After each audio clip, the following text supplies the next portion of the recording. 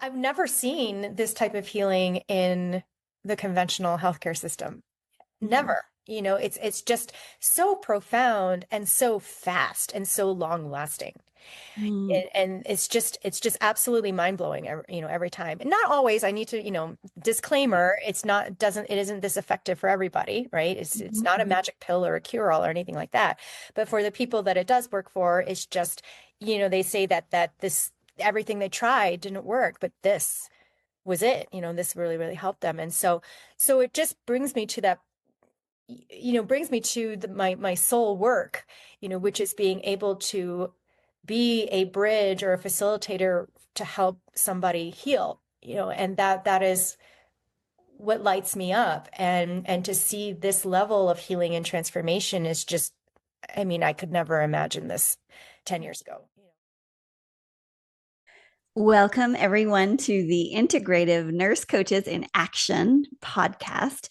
My name is Nicole Viano. I am your host, and I'm also a board certified integrative nurse coach. And I have the pleasure to interview amazing nurses from all over the world.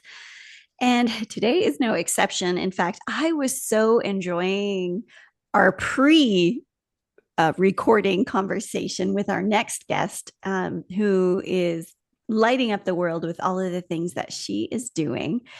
And it was just so fun to just laugh and talk and about all things nurse coaching. So all of our nurse coaches, our integrative nurse coaches out there who listen to this podcast, get on a call with a dear friend and have some conversations about what you're doing in the world related to nurse coaching and beyond, how you're shifting and bringing light into the world. Okay, so today we have Anna Desmarais, and she is all the way from Boulder, Colorado. And she is an integrative nurse. She's a holistic health and life coach. And she's also a licensed psychedelic facilitator. So we are going to have a fantastic conversation.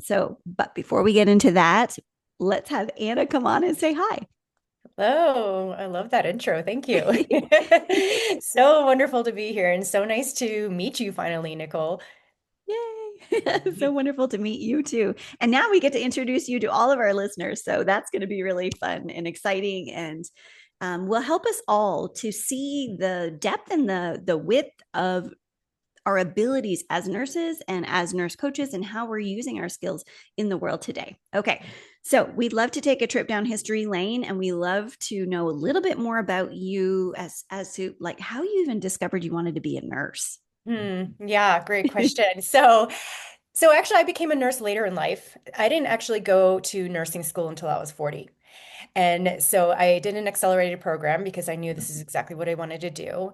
But going back a little bit further, so I was living in South Korea and I was running a martial arts yoga and fitness center. And I was figuring out my next steps in life because I knew that I wanted to return back home to the US. I'd been in Korea for 16 years already. I knew I wanted to return back home to the US, but I wasn't exactly sure what I wanted to do. So as I sat with that, I was like, what actually brings me joy? What lights me up? What do I love about what it is that I'm doing now? And it really was just helping people get healthy, seeing people reach their full potential. And I had also had a health scare of my own, which landed me in the ER. And I realized, wow, I thought I was healthy, but our bodies are crazy, and I wanted to learn more about how our health and how our bodies work. And so I thought, okay, I love to see people get healthy. I'm really interested in medical science. I'd already gone down the holistic route while I was in Korea. I was lucky to have access to like Eastern medicine and more holistic medicine. So I learned a lot about that, but then I wanted to learn more about Western medicine and learn just everything that I could. And so I decided, maybe I should just become a nurse. And so I started researching what the possibilities were, how you become a nurse. I found out about accelerated programs. I found out that I could do all my prerequisites online beforehand while I was still working in Korea. So that's what I did. And so I ended up getting accepted to a couple places, and then I decided on University of Miami. So I moved from Korea to Miami Oh, in 2017. It was quite a shift. yeah. And so I started nursing school there and I did the accelerated program, which was 12 months, which was 12 months of absolute intensity. But I wouldn't do it any other way because I knew that's what I wanted to do. And I just went in with this like laser sharp focus. And so I finished the program. I graduated in 2018. My very last clinical rotation was in the ER. And up until then, I wasn't sure which field of nursing I wanted to go into. None of them were resonating with me so far. And I was thinking, oh my gosh, do I even want to be a nurse? You Right. know? And so I finally did my last clinical rotation in the ER and I fell in love. I was like, this is my place. And so I knew when I graduated, I wanted to work in the ER. However, it's really hard to get a job as a new grad in the ER. So I was like, what can I do in the meantime? And I had remembered it was like a fair, a job fair at the university. And there was a table there of corrections nurses. And they said, Oh. corrections is nurses' best kept secret. And I'm like, really? Tell me more. And so they gave me their card and I said, I need a job. I need something. Like, let me just call this number. And so I ended up calling and so my first real job out of nursing school was in a state prison in Florida. And so honestly, I loved that job. I learned so much, not just about nursing. I mean, because you're very independent in there. I learned so much about nursing, but also about humanity. I just from talking to these inmates, who were my patients, just learning so much about the depths of humanity. And so I loved that job, and I didn't really want to leave it, but I knew I wanted to move into the ER. And so I was able to finally find a residency program in an ER in South Florida.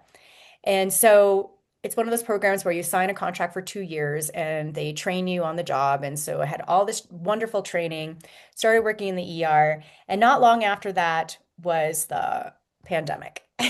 So, Mm. Mm. right. And so now I'm stuck in a contract in the ER in Florida during the pandemic, and it was crazy. That's the only word that I can use to describe that. So a lot of burnout, a lot of moral injury, all of those things that, we experienced during the pandemic. I would say trauma as well. It was really heavy. And so I knew that I didn't want to stay at the bedside for very much longer, at least not in the ER. I didn't know what I wanted to do next because I had moved all the way back to the US, did all these things. And it's just, I was like, I need to do something else. So that's when I started researching what my next steps could be. And that's what led me to finding out about nurse coaching. And serendipitously, I think I saw an advertisement on Facebook or something like that. And I was like, let me learn more about this. And I was reading the description. I'm like, this is what I want to do.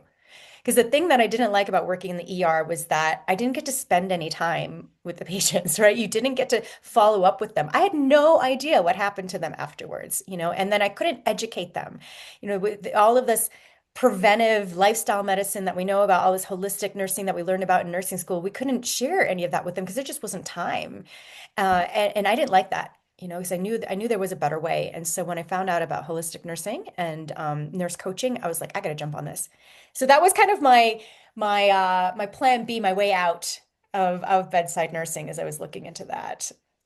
So that's kind of what Woo. led me to Inca. Yes. And what an amazing history. I mean, you had so much history having nursing as a second career. So already having all of that foundational um, knowledge and wisdom of living life and running what you said a martial arts and yoga studio. I mean, all of those skills to really support you as you then decide, okay, I'm going to go into nursing school, do an accelerated program. Oh my gosh, girl. That's so hard. It It's was. so hard, so much dedication to advancing your own education and career and all that dedication to that.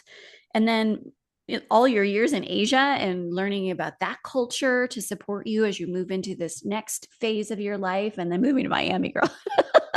That's like a whole thing. Miami's crazy. Yeah. Oh, I love that though. Like all those experiences there and correctional nursing and then ED and learning about that. And then, of course, all of the experiences within the time of COVID and all of that and how that shapes you as you move into this next phase.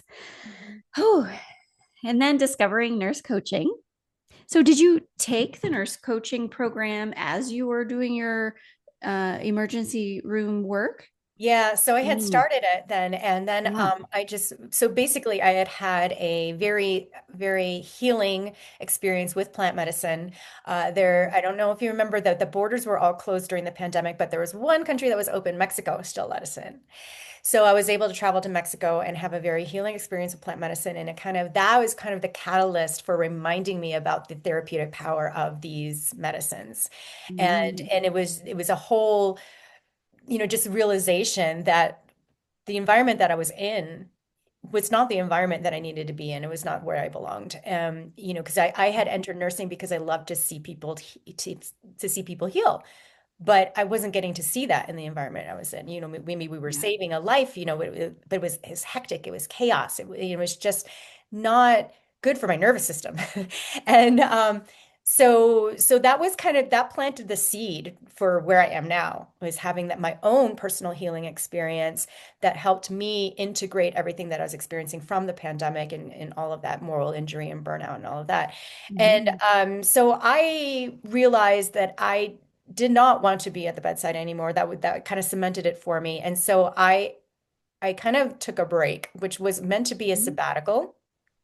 At this time, I had finally exited that contract in the ER and I became a travel nurse. And so I was in California at this time. So I'd moved to California and I was in Southern California and I decided to take a break, a quote unquote sabbatical from the bedside. And I jumped in my car. I was in San Diego and put my belongings and my cat in the car mm, and we drove down to Mexico. And so I drove, I think it was like 24 hours over 3 or 4 days down the coast of Mexico, and I landed in a beach town on the Pacific coast.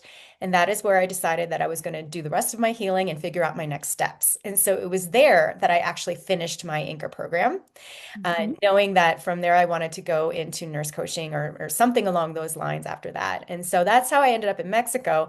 And while I was finishing that up, I took on a telehealth job. I was working in chronic pain management and working holistically with patients. And so I was already kind of being able to use what I was learning from the Inca program to work with patients who were in chronic pain, because their medications were not really working. So I was there more as a coach.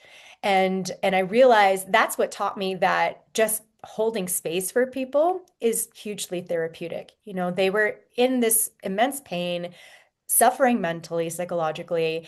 And so I was there just to listen to them and validate their experience and maybe offer some other therapeutic modalities.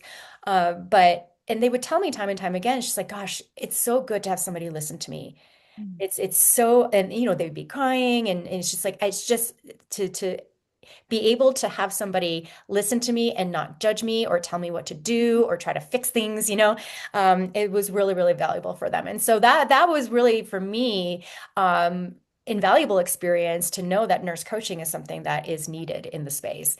mm, So and during that time, I also started working with some curanderos locally, so some mm, local healers, mhm, to be able to learn more about plant medicine healing and learn more about indigenous ways of healing. And so was very much immersed in that world and was very fortunate to be able to work with people that were coming down to Mexico in ceremony in the retreat space. And so I learned a ton about plant medicine, but also indigenous ways, indigenous healings, like all that ancient wisdom. I deepened my own spiritual practice. And yeah, and so that's what led me to really decide I am never working in a hospital again. I knew that for sure. That is not for me. It's not, it's just, yeah, it didn't feel right from the beginning. mm, yeah. And I just had to kind of admit that to myself. It's like, that's just not where I want to be. But the Mhm. beauty of nursing is that we have so many options. So I said, let me just take this time to see what options there are. Woo. Uh, Yes, I agree. I mean, we would never know that it was not for us until we try it. exactly. And all of those things that we learn and realize as we're going through it, all the wisdom we gain, the conversations we have, all of that is not for naught. I mean, it's Mhm. now supporting us into the next journey that we're deciding to take. Yeah, and Absolutely. I agree. Like nurses don't need to feel like we're ever stuck anywhere. There's so many avenues and pathways that we could go down to really do the things that are lighting us up. And yeah, what better way to do it than to explore like you're doing? I'm like, ooh, I want to come with you and explore all these things too. Yeah. I mean, I'm glad I tried all of that, and I think working in the ER was absolutely critical experience, so now I feel very comfortable in these high acuity situations. I Yeah. feel like nothing really phases me anymore. After you work in a prison and the ER, it's like, Yeah, right. yeah. You're set. You've seen Yeah, it. nothing bothers you. He's like, I'm cool. So and I think that's really helpful for any situation that you're in life, but of Yeah. course in the work that I'm doing now, which I'm sure we'll get to. Yes, we will. We will get to that. Yes. And I was linking or remembering that on our podcast, we have a guest who did a lot of work with the current. Tell me the name of it. Curandero? Curandero. Uh-huh. And so, listeners, I'm going to put that into our show notes so you can listen to her work because it's fascinating and it's just links up all of these holistic practices that we think of in the Western world, linking it back to ancestors and plants and the things of the earth to really. Mm. And you know more than I only know a little smidgy, but I'll put that into our show notes so you can and listeners can listen to that too. Oh, I'm so glad that you have that to link that. Because I mean, that I Yeah. was just going to say that's a whole other podcast if I start going and talking about that kind of stuff. But you Right. already have a podcast, so Yeah. that's Well, great. yeah. And yeah, I'm spacing on her name. It'll probably come to me midway and I'll shout it Uh-huh. out if I Sure. remember. Do it. Yes. Okay, so before we go into what you're doing now, I'd love to have you share with our listeners, like, what's one little nugget that you received when you took the INCA training, the Integrative Nurse Coach Academy's nurse coaching program? I would have to say, I think the thing that still sticks with me is just holding space and how therapeutic that is. That I don't have to fix, I don't have to talk, I don't have to do anything except be really present. That was a concept that was not familiar to me. I didn't know that. And so now that I've actually put that into practice and I'm like, whoa, yeah, this is very, very healing. And now I notice it when people do it for me as well. When somebody is really present and holding space for me, it's like, it's such an honor. I'm like, wow, this feels really, really good that I feel seen, I feel heard, and that is so therapeutic. And I think that what was so wonderful about Inca was that we were able to practice that. We did that with our own pro bono clients, and I remember we had to record ourselves, Mhm. and I remember watching the recording and going, God, I'm talking too much. Like, what that, like, you don't think so. When you're actually in the session, you think that you're holding space, you think that you're listening. But then when you play back the recording, you realize I'm not giving them as much time as I thought I was. And just learning the power of the pause, it's like, just, do we have to always fill up space? We don't. Sometimes giving that moment of silence gives the other person an opportunity to be like, you know, something else might come to mind and that could be a really transformational moment for them. But if we're constantly filling it with space, then they never get that opportunity. I think that honestly was one of my biggest takeaways. I think that is mine as well. Yeah, And I see it play out now all the time. all the time. And the idea that I don't need to fix everything because I can't. How can I do it? Oh, yay. Sorry, I We're just noticed your orange cat came in my two orange orange cat. cats at the same time. They Listeners, knew, they knew. they totally do. If you're listening on the podcast, you won't see, but Anna has an orange kitty and I have an orange kitty, and they're both on the they're both on the They were video. trying to find each other through the screen. That was They funny. were, yeah, that's why mine is like keeps pacing back and forth. He's like, I know she's there somewhere. Yep. I love cats and they're so therapeutic in Mhm. themselves. Yes. Okay. So yes, holding space, like just sitting with your cat. Oh, absolutely. Yeah, absolutely. My cat Holding is one of my best space holders. exactly. Exactly. Yeah. Okay. Ah, yes, that makes me take a breath. Mhm. Okay. So now I would love to. So thank you for sharing that part about holding space and being present and what that even means and not trying to fill this space with all of our stuff and our to-do list, right? Mm, Yeah, I found that like, and I still do this. I catch myself now though. I catch myself like, oh, here you're trying to fix somebody, or I see plain as day that if they just did XYZ, that it would fix all their problems. But that doesn't matter what I think. It right. doesn't. It doesn't Yeah. matter. Hmm. And it's more what the person um, thinks is important to them, not what I think. Yeah. Yeah, So, and that was a absolutely. hard lesson. Yeah. It, Mhm. it is, yeah. I Mhm. didn't realize how much I was fixing, offering advice, thinking that I was trying to help. Like the intentions were good, Yes. but yeah, the more that I work with clients and the more that I live my life, after having done Inca, I realized that like it's they're going to make their own decisions and come to their own conclusions. The only thing I can do is listen and maybe ask questions that will help them to come to their own conclusions and help them really kind of discern, what it is that they're actually feeling. Maybe that can be helpful. But at the end of the day, like actually giving advice, unless they're explicitly asking for it, then I'll try to hold back a little bit because they're not going to listen anyway. Yeah. And then it's just wasted space too, Yeah. wasted voice, wasted ideas. Yeah. Hmm. So, Hmm. but all is good. We're learning as we go. And Absolutely. I find, I go back to some old patterns and then I catch myself and then I just give myself grace and self Yep. compassion. And I'm like, oh, you're doing that. Okay. It's all Hmm. right. Let's move on. Yeah. Yeah, I honestly think that the Inca program changed my life in a lot of ways. And I tell that to people. And Mm, and in the work that I do now in the psychedelic facilitation space, people are like, how do you feel like was the good preparation for you? And I said, that Inca program was great preparation for me, to be mm, able to learn how to hold space and to deeply listen to people and really regulate with them and just be present. That's so important. very important. Okay.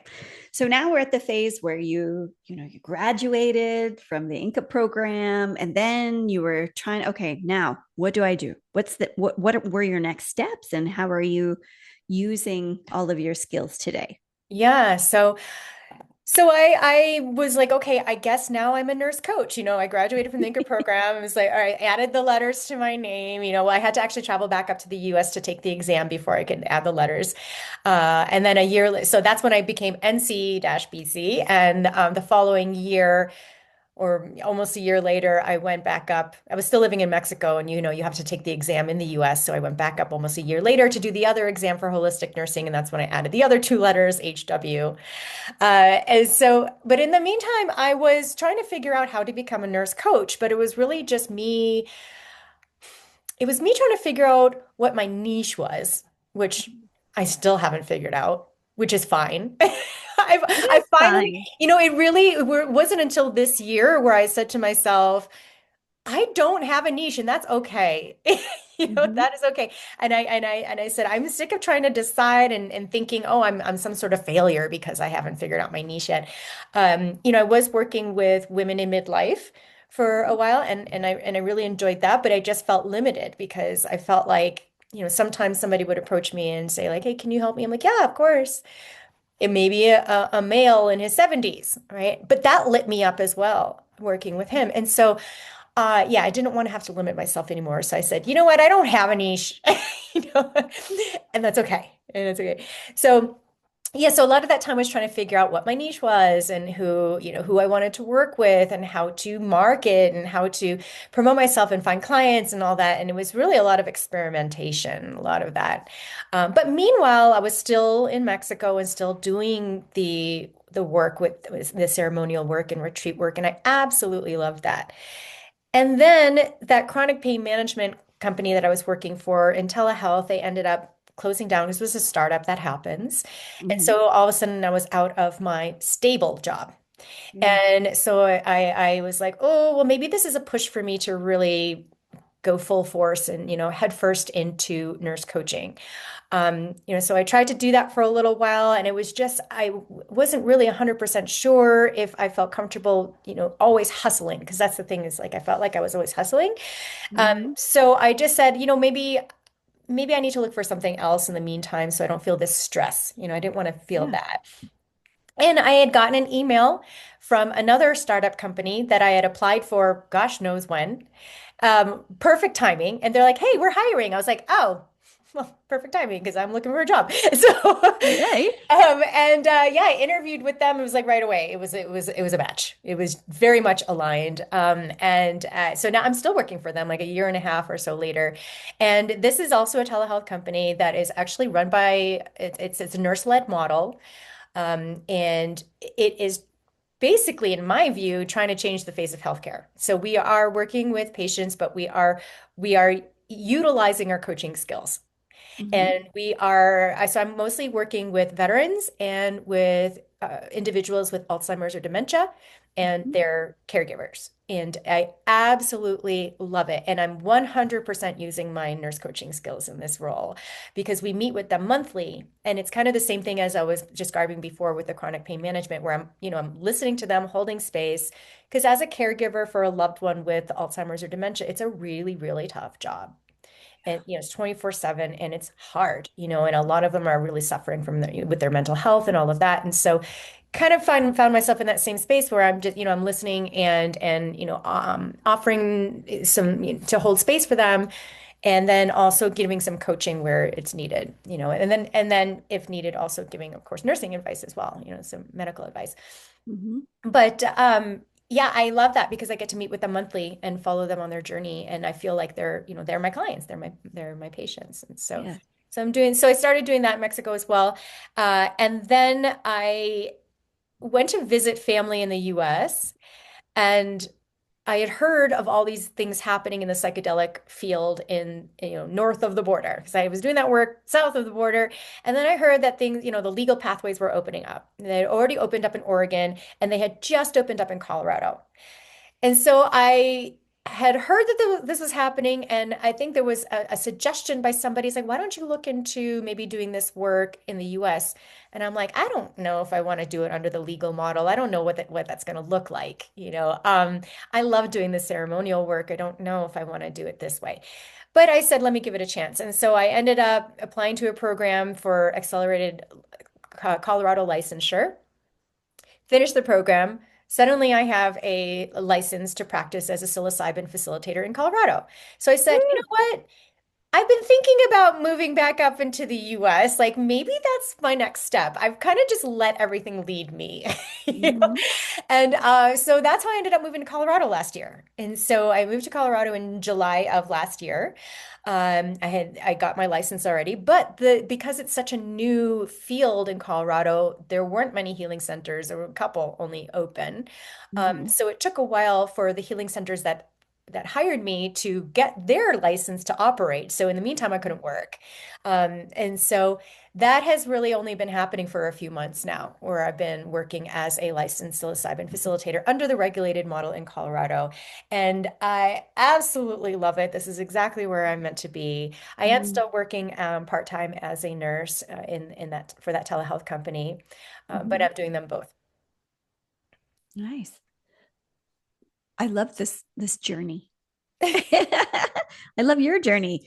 And it's a reminder of all of the little nooks and crannies and the pathways that we take to follow our dreams, to follow our thoughts or what is leading us and listening to that, right? Yeah, Instead of staying in the same old doing it because we were so focused on the paycheck and the stability of that, but it's not feeding our souls. And right. so you're, just allowing allowing things to happen for you, right? Mhm. It's for you. Yes. Mhm. Okay. So tell us maybe um, a day in the life of like what is this psilocybin, a licensed psilocybin? Tell me the word. A licensed psilocybin Facilitator. facilitator. I did Mhm. have that in my mind, but I was like, is that it? A licensed Mhm. psilocybin facilitator. What do Yeah. you do? Yeah. So, well, in Colorado, we're known as natural medicine facilitators, but Okay. people are like get a little bit confused, like what kind of natural medicine? Sure. And then I Yeah. say mushrooms, and they're like, oh, like shiitake? Like, well, not exactly. So, so how it works in the Colorado regulated model is, the clients will have to be 21 or older, and we as facilitators work out of healing centers under the regulated model. Okay. And so a healing center has to have a special license where we conduct these sessions. So when we are matched with clients, we do an intake and a screening, and we just look out for any red flags that might tell us that this might not be the right therapy for them at this time. We look at the medications that they're taking. We look at their medical history, their psychiatric history, and we do all of that. If needed, we will pull in clinicians to clear them medically, clear them, if there are any behavioral health issues that are raised, any medications that maybe need to be adjusted beforehand. That's all done in conjunction with their own providers or with another clinician that's brought in. And then we do preparation. So preparation is really just the facilitator and the client meeting to hone in on their intentions, to maybe unpack any things that need to be unpacked before the session, to really just make them feel comfortable going into it, like to let them know what to expect, but also to let them know to expect the unexpected, because psychedelics don't always work in a very linear fashion, right? They'll show you what you need to see, not always what you want to see. So just to be prepared for any challenging experiences that might come up, teach them some nervous system regulation techniques, some breathing techniques, just to help them be more open to the experience and just to help them feel safe. That's really the most important thing, is to go into this feeling safe. And so that's the preparation period, is just, trying our best to help them feel comfortable and safe. Mhm. And then we have our administration day, or sometimes known as journey day, or the ceremony. And that usually starts in the morning. They'll have the mushrooms, and it lasts about 5 or 6 hours average, sometimes less, sometimes more. The dose is decided beforehand, depending on what the client's desired outcomes are like, or their experience, or what medications they're on, because some medications do blunt the experience. And so you might have to adjust the dose accordingly. And so I think this is where a lot of as a nurse, I feel like I have an advantage in this space because I understand pharmacology. I understand, what signs and symptoms to look out for that might indicate some sort of medical or even psychiatric emergency. I understand, how the psilocybin might interact with certain medications, or how it might affect you cardiovascularly. There's all kinds of things that go into it that I feel like as a nurse, like, oh yeah, we already know this stuff. We just have to learn. It's just like learning about a different medication, except we're learning about psilocybin. That's it. Mhm. So I felt already very comfortable moving into this space as a nurse, but then also as a nurse coach, because we're not there to educate or fix or treat during the session. We're really there to hold space. That's our Mhm. job during the actual administration session, to make them feel safe, to help co-regulate the nervous system. If anything challenging comes up, to be there for them as support. And of course, to keep an eye out for anything that might indicate any sort of emergency, right? So luckily, that's extremely rare, and especially in the regulated model. But we would know what to look out for, and we would recognize those signs. Mhm. So that's the administration day, and that a whole lot happens that day. It doesn't look like it, but a lot is happening, right? A lot of transformation Yeah. happening on the inside. And then we follow up with integration. So we usually do a couple sessions with the client. We talk about their experience, any revelations that they might have had, Mhm. anything that they want to unpack, anything that they want to kind of make meaning out of. And then we help them kind of transition to be that bridge from, all right, this is what you learned from the mushrooms that day. How do we integrate this into your daily life?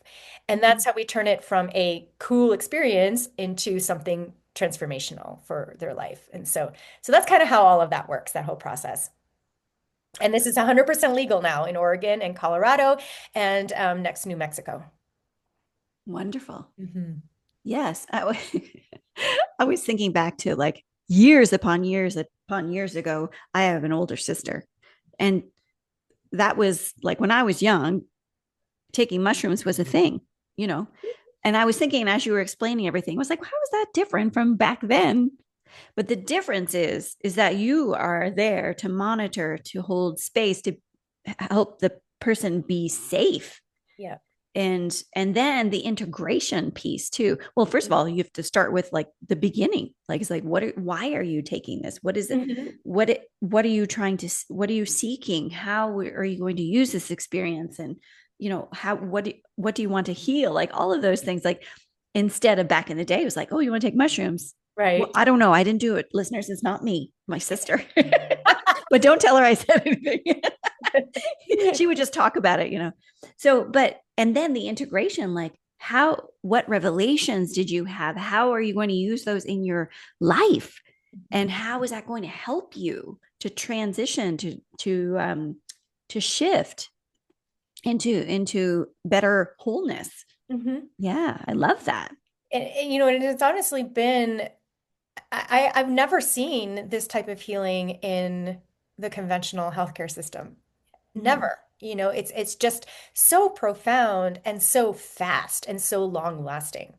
mm, And it's just absolutely mind-blowing, you know, every time. And not always, I need to, you know, right. disclaimer, it isn't this effective for everybody, right? It's Mhm, not a mhm, magic pill or a cure-all or anything like that. But for the people that it does work for, it's just, you know, they say that this everything they tried didn't work, but this was it. You know, this really, really helped them. And so it just brings me to that, you know, brings me to my soul work, you know, which is being able to be a bridge or a facilitator to help somebody heal, you know, and that is what lights me up. And to see this level of healing and transformation is just, I mean, I could never imagine this 10 years ago, you know, that we could do this legally mhm, in the United States. mhm, I just feel so blessed to be able to be a part of this, you know, at the beginning. Kind of we're at ground zero right now, and it's still the Wild West in a lot of ways. You know, but to see it all unfold, I just really feel privileged to be a part of that. mhm. Yeah, and so we're seeing a lot of you know, I think like you mentioned your sister, a lot of people are just taking mushrooms recreationally, and that's fine. That's great. Nothing Yeah, wrong with that at all, you know. right. But it's like for some people who maybe need a bigger dose or maybe are on medications or maybe have medical concerns or maybe don't feel safe doing it on their Yeah, own or maybe because of stigma or legal reasons, maybe because their job. I mean, there's a whole yeah, range of reasons why people wouldn't be able to just take some mushrooms and go out into the woods, you know. right. And so we're there to be that space for them. And I think that nurses are really great in this space because we are seeing high acuity clients. You know, Mhm, people aren't coming in for simple personal growth and spiritual explanation or exploration, and they're not on any medications. They don't have any health history. That's pretty rare. You know, right. those people are usually doing it in the woods.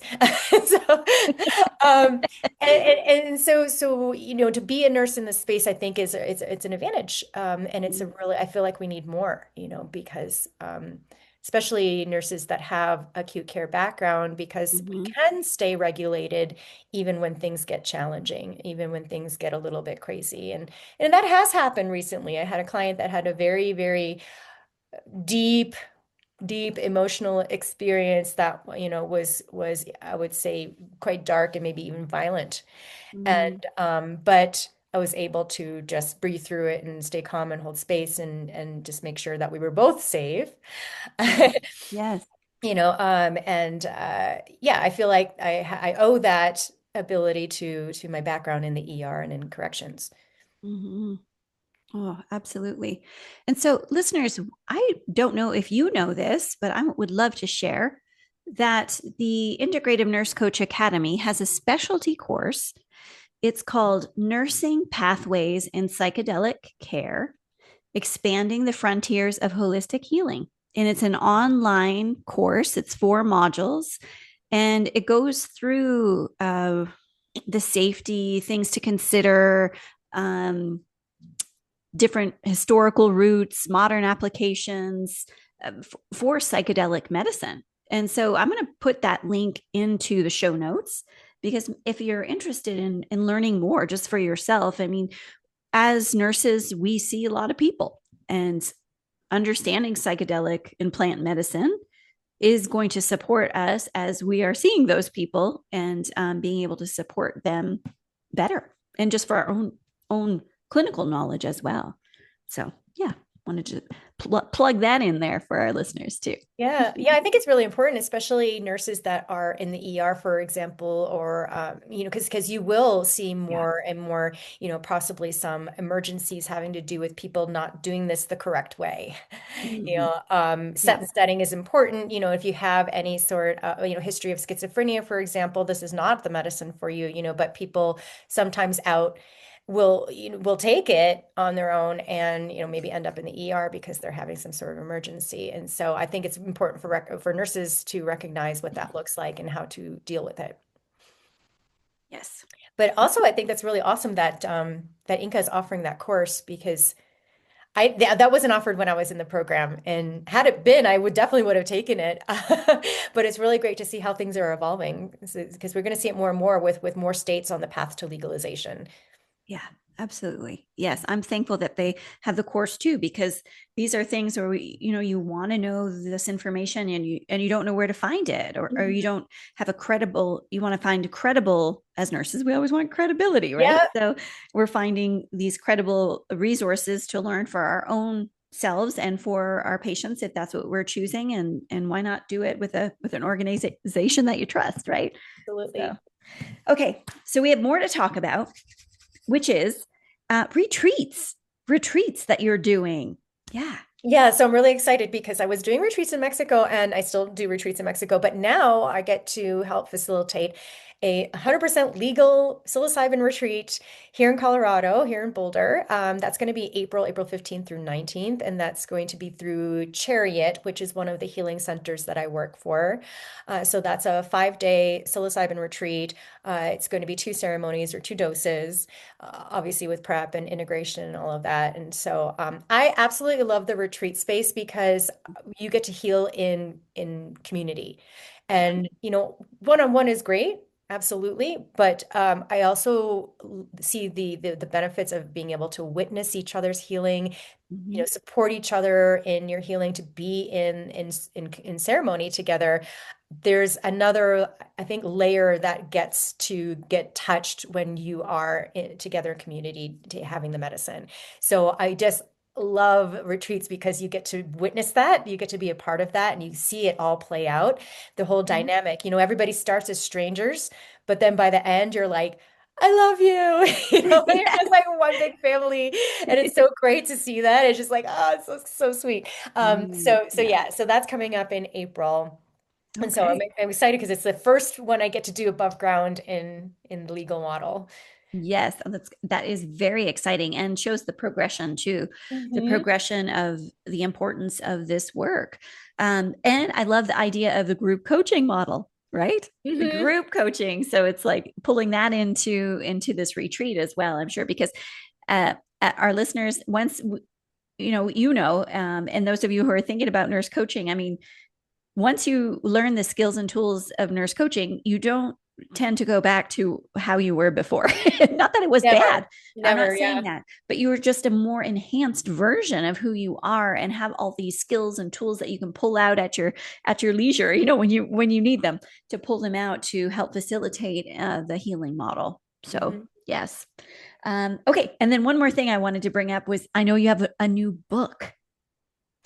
Yeah, so I wrote my first book. Yay, that's It was so exciting. Thank you. Yeah, it was just published just a few months ago. I think it was like September, October, or something like that. The title is very long We want because to hear it. We want to hear yeah, I it. wanted to like describe exactly what the book was just from the title. So hopefully you understand. It's called The Path Back, a holistic nurse's guide to healing from the intersection of science, spirituality, and ancient wisdom. Mm.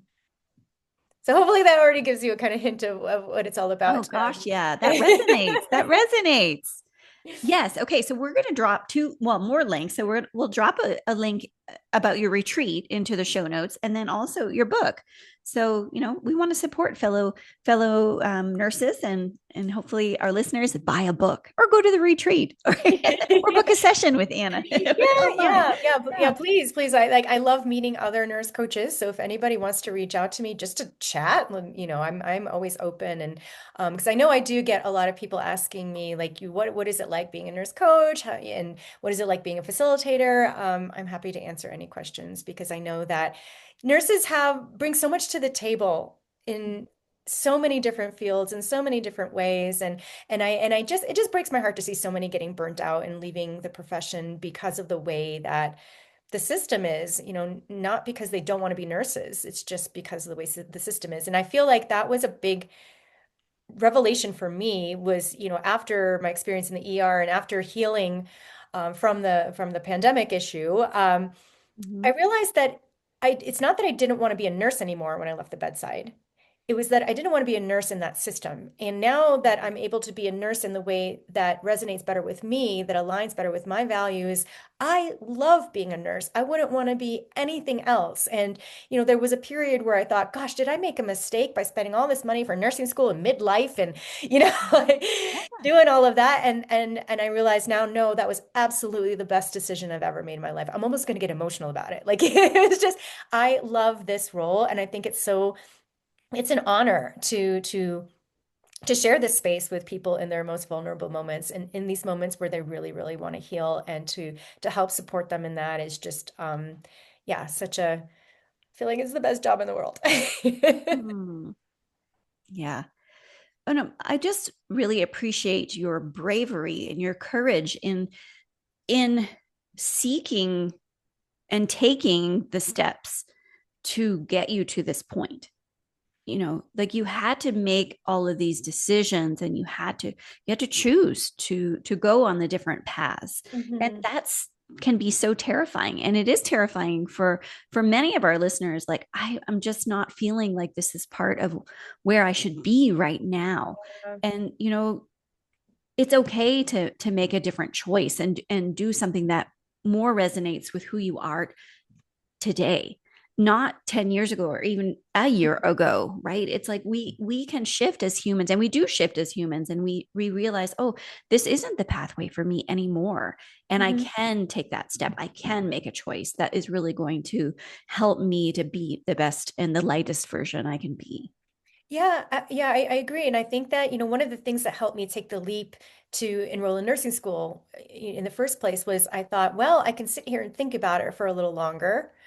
Or a year from now, I could be graduated Right. with a nursing license, And so I feel like that's kind of the attitude I take with everything is like, well, I can sit here and ponder it and hem and haw about it and wait until the everything is optimal, wait until the situation improves, or wait until I have more money, or wait until the wait, or I just do it and figure it out later, Mm, and I found that in my own experience anyway, just making that decision and just going for it always works out for the better, because that was my gut telling me, or my spirit telling me, this is for you. That's why it's making you feel like you really want to do it. Like if it's a hell mm, yeah, go for it.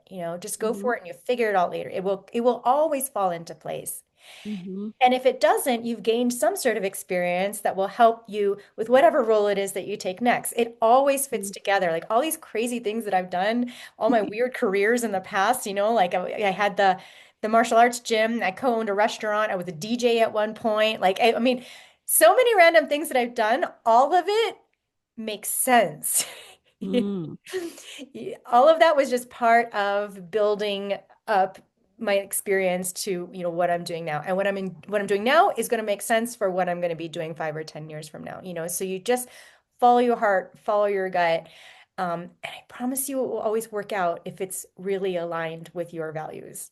mm. Maybe that's woo, maybe I'm just totally woo, but Whatever. whatever, Woo, exactly. woo. We like woo.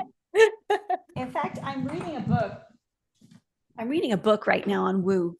This is really fascinating. Why woo woo works. See, that's the thing. It's neuroscience. The thing is Yes, like when you actually dive deep into it, like, it's not woo woo. All the things that it's we not woo call woo. woo, it's all backed by science, and that's why I love it. It's just, Yeah, manifesting all these other terms that we use. Like it's neuroscience. right. And I think it's like woo medicine. Like, Yeah, yeah, yeah, like let's do absolutely. that. Yeah, Yeah. yeah, yeah. Because I mean, at minimum, you're gonna have fun in the process, right? At minimum, you're gonna Right. at least enjoy yourself. So why not? That's so true. Okay, so in our last few moments together, I always love to ask one question. Oh boy. And you can take a breath and just let it settle. Um, which is, what is on your heart that you would like to share with our listeners? hmm What is on my heart? So my heart is telling me, and now I want to share with the listeners that despite all the craziness that is happening in the world today, we have to hang on to hope because I believe in the good in people, and I'm seeing all of this community gathering together. I am seeing people helping each other. I am seeing more people come together than being torn apart. And I want to share that we just need to keep focusing on that because we can't lose hope. Because the minute that we lose hope, that's when we lose. Not that this is a battle, but kind of is. Um, and so yeah, so that's what that just keep loving. And I went to actually a really great talk last week, and it was four members of the Black Panther Party, and somebody asked the question, how were you able to unite and organize so well back then? Mm-hmm. And the message was love and community. They really cared for each other, and no matter where they went in the country or internationally, they had a house to stay in. They had somebody to help, give them food. And I feel like if we are going to come together as community, we need to love each other and we need to express that. So that's what I'm feeling today. Thank you for sharing what's on your heart. Thank you for asking. All right. Well, thank you so much, Anna, for bringing your wisdom and all these little pearls and nuggets that we can explore on our own and think about and see how those resonate with us as we're going through our own journeys. And listeners, we have all these links to contact Anna, to check out her website, to see about the retreats, her book, all the amazing things that she's doing, and see how that resonates with you. And as always, thank you so much for being here, everyone. Thank you. Thank you for having me, Nicole. And thank you to all the listeners for spending time with us today.